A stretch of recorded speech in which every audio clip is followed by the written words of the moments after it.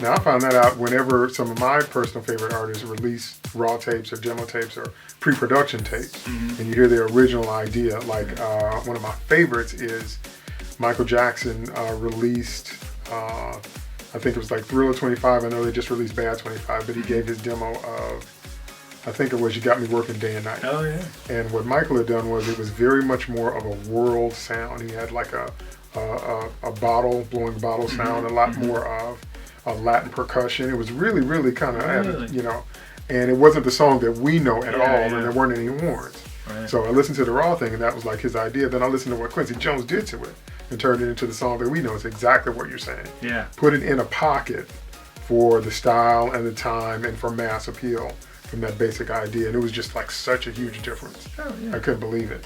And that's one of the things that, you know, always intrigues me too. You get these iconic artists, Michael Jackson or anybody that's been around for so many years, has made tons of records, they've been in the recording process so many times, they still see the value of working with an outside producer. No matter what that involvement is, they want an objective third party's ear to critique whatever it is they're doing.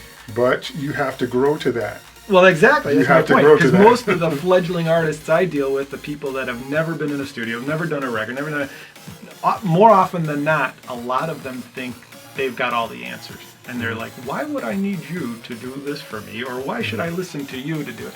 And it's like, yeah, none of us are God. None of us know exactly. Boy, if we did know how to write a guaranteed hit every time or produce a hit, well, you know. You just press a button. Hit record. Well, that's the thought nowadays too. But on the other hand, it's like people that do this year after year and over and over and over, like you or I do, it's like you kind of start learning from your own mistakes, and you can bring that wealth of knowledge to somebody that's never been even around it one iota as much, you know. So I think people should see the value in that, you know, you're able to step back and lend the objective ear is, I guess, the key way to put it, you know. I mean, people, every time they write a song, or it's very hard for them to disengage from what they just created and now sit back, put another hat on and go, well, that really wasn't good, you know. Right. So, But education, I think, is key, okay, because you have to learn one way or the other. You either have to learn by experience, or you have to learn from someone else's experience, as you said, because very rarely, if ever, do you create something in its initial form, it's enough to have the legs you want it to have. Normally it takes several people to dress the baby. And you know, being an engineer, you know, everything counts. The signal chain counts, the room counts, everything counts. And when we hear final process, even if you're smiling, I was working with someone a couple weeks ago, and I said, smile when you sing that line, because we can hear it on the record, and it really makes a difference. Sure. And I'm like, so, but if I hadn't been there, would they have done that? I'm like, that's why you got me. Yeah.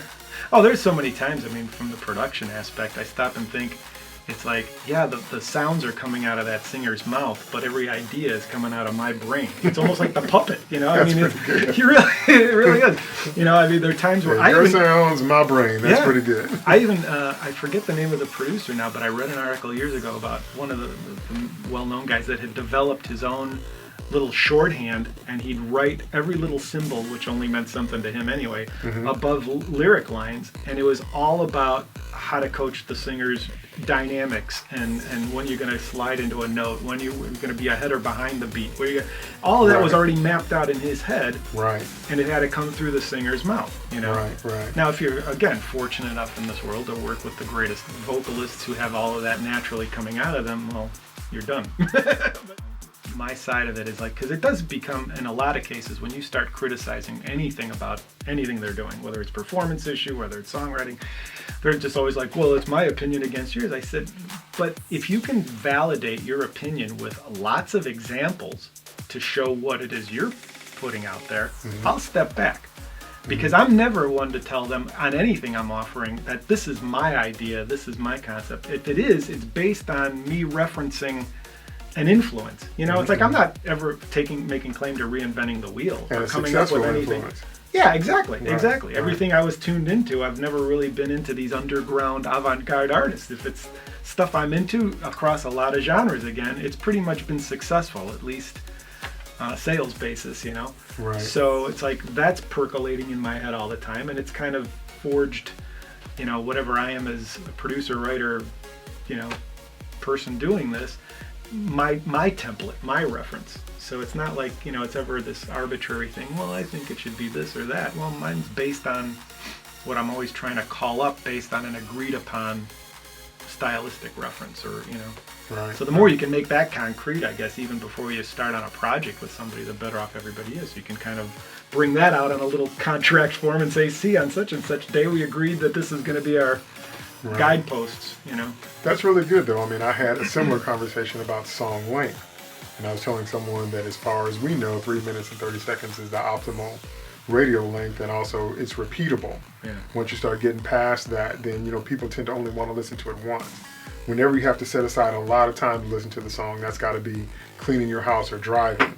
Yeah. But if you want something on repeat, on your player or your whatever you're shuffling or whatever your playlist is, then it needs to come in, around there. And so sometimes making a radio edit hurts. Yeah, Sometimes you gotta, oh, no kidding. It's like editing a film. You're like, okay, I got to cut this part out. I make the joke too that people's attention spans are getting so short that pretty much the hit singles are going to be jingle length. They're going to be a minute. It's like there's, well, I heard what they're doing. That's that's enough. Right. And yet you think some of these iconic songs, especially some of those like Pink Floyd kind of things, they don't even develop to their full thing until 2-3 minutes into it. Nowadays that'd be unheard of. I mean, that's exactly right. You got to get to your point within the first 15 seconds. Exactly. Okay, so tell me this. Name some organizations you're a part of, as a member or as a teacher or whatever. Yeah, I'm a member of the EARS organization, first of all. The first one to come to mind, the recording division of NARIS in Chicago. I don't know. Yes, okay. But tell our audience exactly what that stands for. EARS stands for Engineering and Recording Society of Chicago. Okay. It's a group that was developed, I think, like 30 years ago, early 80s, to kind of foster a sense of community within the Chicago engineering production community. It started off really studio owners trying to pool thoughts and resources, but it's pretty much exploded since then to include everybody, writers and producers, musicians, anybody, home studio enthusiasts, anybody that could benefit from a sense of camaraderie. And they've got educational seminars once a month. They try to bring in Phil Ramone. Iconic Phil Ramone was brought in. I was there. Oh, did you go? Yeah, I was there. Yeah. That's Sure. Right. It was great. And I just missed the last one. They just had Leslie Jones, who's one of the few female engineers, well-known engineers. She came in to do a thing. So I'm a member of that. Member of ASCAP as a writer.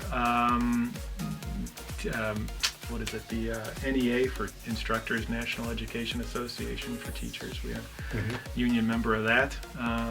What else? I don't know if there's any other organization. Talk about all the places you teach briefly. All right.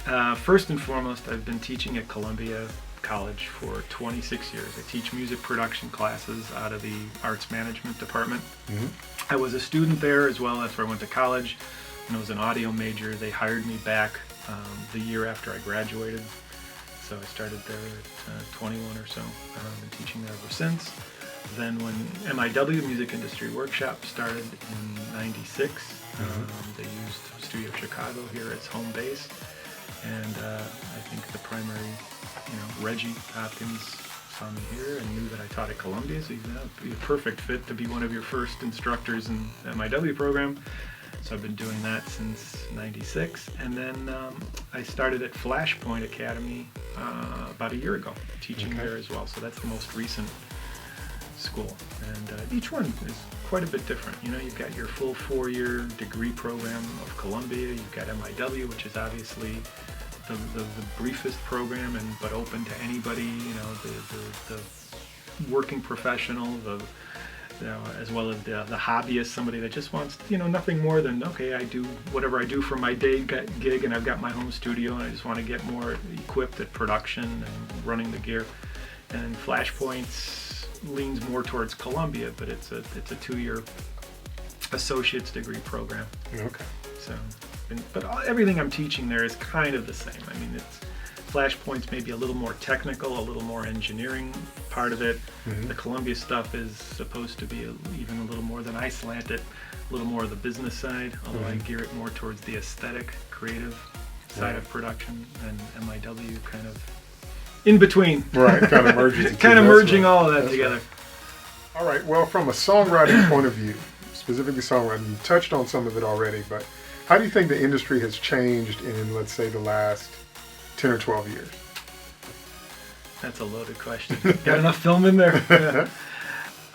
Just songwriting Right, in right, particular, right. because we can talk about production for like a Well, I year. think that ties in. It's an outgrowth of the business climate of the labels and everything else. It's a hard question to answer because, again, I'm not able to listen to everything that's out there by any means. Mm-hmm. So we're all creatures of what we're exposed to. Right. And so in my limit, I try as much as I can to stay current and go fiddling through the stations as I'm driving. But even radio, again, in this day and age, is a small little microcosm of, there may be these brilliant, gifted songwriters out there that you don't ever even get to come in contact with. But that in and of itself is a problem. Because if they are gifted and they are that great, why aren't they being found? Right. So it all kind of, in my mind, comes back to this business sense of what's going on at these labels and what's being fostered and what's being promoted and why is it, is the real true music and the good songwriting and the good talent being fostered and pushed forward, or is there some other mechanism at work there, and why are the things that are popular? Mm-hmm. So again, in so many areas, and this may be also, again, you can't divorce yourself from your personal tastes, right? And getting a little older too, it's like a lot of stuff out there I really don't gravitate to. Every once in a while there's new artists and new songs that come out that I'm like, wow, that's really cool, but a lot of it I'm kind of, moving back from. And strict back to my original point, because I'm really not, for me, only speaking for me again, not really hearing a great melody sense in a lot of this stuff.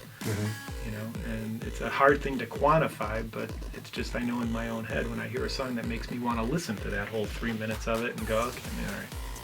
And like I said, some of this stuff that even everybody loves to hate, although it's incredibly popular, I appreciate it for what's in it from the melodic sense, but it's almost like too much candy coming at you. It's the ultimate definition of hook, right? I mean, that's all they're about in a lot of this stuff. And it's very sing-songy, but sometimes I almost listen to this stuff, and not that it has to be cerebral either, but some of this stuff is very, almost like nursery rhymes for kids, na, na, na, na, na, that's the kind of sense of melody. I'm like, are they that pandering that low now, to kind of, in their mind, reach the hook, or have a melodic sense? I mean, there's way more ways to have something that you come away with and remembering that doesn't have to just be that sing-song kind of. Right. Tell me this. Looking back, particularly on your songwriting career, is there anything that you've changed or any mistakes you feel like you've made that you could talk to yourself 20 years ago, you'd be like, okay, don't do this or do that? Right. I think for me, the biggest thing would be having taken songwriting as an art form even more seriously. Again, I'm the kind of guy that always seems to have almost a job given to me. Like, here, write this by 5:30, Okay. Or like I said in that band, it was the competition thing. We just had this kid rivalry between each other. There was an incentive. I know a few people in particular, guys that I've worked with as artists, that are just constantly writing songs. It's something that's just forever, ever coming out of them. It has to come out of them. I need that almost, not even a financial carrot and stick or anything, but just like the nudge to, all right, here's a reason to write something right now. Okay. So I probably would have even maybe progressed further as a writer had I just been one of those guys that's just constantly trying to write songs. I see. So that's a regret, not writing enough or as much. And like I said, a lot of my career has been polishing things, but that somebody at least had the initial impetus to write, So even though a big chunk of mine, whether I'm credited or not, is actually in the songwriting for them, it's not like I'm sitting down with the blank paper on my own and just, here, I'm going to write a song today, Right, I got you. So that's kind of a regret. The other thing would probably be understanding the business side of it a little bit more. Okay. Like we were mentioning, maybe even before the tape was rolling, about split sheets and things like that. Right. With that same keyboard player partner of mine in mind, we had a great agreement in our own neophyte way that when we were starting this band, we were saying if whether he writes a song completely on his own or I write it completely on my own, we're going to split everything 50-50. That way there's a competition to write more, but there's not a competition of I've got 5 songs on a record, you've got 4, kind of a thing. Right, right. So that worked out great. Well, I want to thank you so much, Chuck. Thank you for having me on the show. It's been great having you today. I always have a great time with this man. I've learned so much from him, and I know you have too. Now remember to check out the links that I put underneath the video in the description. I want you to hit that like button. Remember that I post new videos every Friday, and you know my motto, never stop writing. Peace.